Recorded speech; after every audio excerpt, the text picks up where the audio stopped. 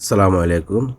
আজকে আমি আপনাদেরকে দেখাবো 13 প্রো ম্যাক্সের ডিসপ্লেটা আপনারা কিভাবে খুলবেন। মানে কিভাবে খুলতে হবে ডিসপ্লেটা। তার আগে আপনাকে ফোনটাকে অফ করে নিতে হবে। ফোনটাকে অফ করার পরে আপনাকে ফোনটাকে দাঁড় করানো যাবে না। সোজাসুজিভাবে আলতোভাবে পেছনের স্ক্রুপগুলো খুলতে হবে। প্রেসার ক্রিয়েট করা যাবে না, তাতে আপনার স্ক্রুপগুলার নষ্ট হয়ে যেতে পারে। এজন্য আপনাকে আস্তে আস্তে খুলতে হবে। দেখেন আমি কিভাবে স্ক্রুপগুলো খুললাম। স্ক্রুগুলো খোলার পরে আপনাকে থিনার, আমরা যে থিনারগুলো ইউজ করি এগুলো বাজারে গেলে পাওয়া যায়, তবে এই থিনারগুলো আর আমরা যে বাংলাদেশে যে কাজ করি সেগুলো সমান না, এটা আলাদা একটা থিনার। এটা কি আপনি পুরা এলসিডির চারপাশে আপনাকে বেশি একটা দেওয়া যাবে না, পরিমাণ মতো আপনাকে দিতে হবে। দেওয়ার পরে আপনি যে স্টিলগুলো ইউজ করবেন সেটা যেন একদম পাতলা থাকে, মানে একদম পাতলা। এটা কিন্তু বাজারে এভাবে পাওয়া যায় না, এটাকে আমরা পাতলা করে নিই। নেওয়ার পরে এভাবে রাখতে হবে। তবে আমার একটু ভুল হয়ে গেছে, সেটা হলো কি আমাকে কিছুক্ষণ ওয়েট করতে হবে। মানে এটার জন্য আমি থিনারগুলো দেওয়ার পরে আমাকে কিছুক্ষণ ওয়েট করতে হবে। ওয়েট করার পরে আমি আস্তে আস্তে খুলবো, কারণ এই যে আমি ওয়েট করা শেষ। এখন আমি আমার এই পাতলা এটা হয়তো কাজ করে না, আমি আরেকটা আছে আমি ওইটা নিব। নেওয়ার পরে এটাকে মানে আপনার পিছনে হালকাভাবে ভিতরে প্রবেশ করাতে হবে। প্রবেশ করার পর হালকাভাবে আপনি মানে কোনো রকমের প্রেশার ক্রিয়েট করা যাবে না। যদি দেখেন যে আপনার হচ্ছে না, তখন আপনি আর একটু থিনার দিবেন। দেখেন এই আমি যেভাবে করতেছি ঠিক এভাবে করবেন। আর একটু হালকাভাবে থিনার দিয়ে এভাবে প্রেশার ক্রিয়েট করা যাবে না, মানে আলতোভাবে, মানে একদম আলতোভাবে আপনার উপরে উঠে চলে আসবে।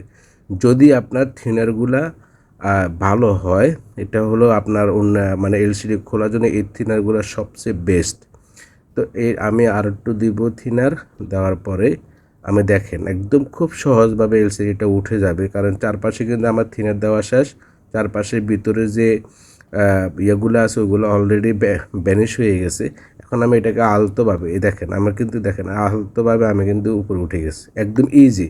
মানে কোনো রকমের কোনো মানে সমস্যা হয় না ইনশাআল্লাহ। দেখেন আমি আস্তে আস্তে করে এলসিডির মধ্যে কোনো মানে দাগও পড়বে না, কোনো কিছু পড়বে না। তবে যে ইয়েগুলো ব্যবহার করবো সেটা যেন খুব পাতলা হয়, মানে অনেক শক্ত কিন্তু অনেক পাতলা হবে সেটা। এই যে দেখেন আমি খুব আলতোভাবে উঠে যাবে, এই দেখছেন কীভাবে উঠে গেল একদম সোজা, মানে কোনো রকমের সমস্যা হয় নাই। অনেকেই টুয়েলভ থেকে যে সেটগুলো আছে এগুলো খুলতে পারে না। দেখেন আমার এটা আমি কীভাবে খুলে ফেলছি একদম খুব ইজিভাবে 13 প্রো ম্যাক্স সেটটার ডিসপ্লেটা খুলে যাচ্ছে একদম ইজিভাবে। তো এটা যে থিনারগুলো আছে এই থিনারগুলো আপনাকে আমি থিনারগুলো অলরেডি আমি আর একটা ভিডিওর মধ্যে নাম বলছিলাম, প্রয়োজন আমি আবার বলে দিব। তবে যে থিনারগুলো ইউজ করবেন সেই থিনারগুলো যেন 1 নম্বর থাকে। তো দেখছেন আমার ডিসপ্লেটা কিন্তু সোজাভাবে সুন্দরভাবে উঠে গেছে। এটা কিন্তু বেশি আপনাকে ইয়ে করতে হবে না, আলতোভাবে আস্তে করে উঠে গেছে। দেখছেন কীভাবে আমি আর একটু থিনার দিব উপরের সামনে যে অংশটাকে আমি সেটার মধ্যে দিব। তবে এখানে যে আপনার ফেসটা আছে ওইটার মধ্যে কিন্তু থিনার দেওয়া যাবে না, ওটার পাশে দিতে হবে থিনার, খেয়াল রাখবেন, নাহলে পেজের এটা নষ্ট হয়ে যাওয়ার সম্ভাবনা থাকে। এখন আমার ডিসপ্লেটা কিন্তু আলতোভাবে খুলে গেছে অলরেডি, দেখছেন আমার সেটটা কিন্তু খুলে গেছে একদম ইজিভাবে।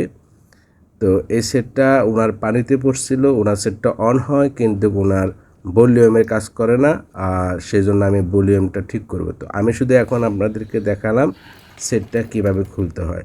তাহলে আপনাদেরকে আমি দেখালাম 13 প্রো ম্যাক্স সেট কীভাবে খুলতে হবে। মানে 12 থেকে যেগুলো আছে সেগুলো ঠিক এইভাবে খুলতে হবে। তারপরে স্ক্রুপগুলোকে আপনি আলতোভাবে খুলতে হবে, কোনো রকম প্রেশার ক্রিয়েট করা যাবে না।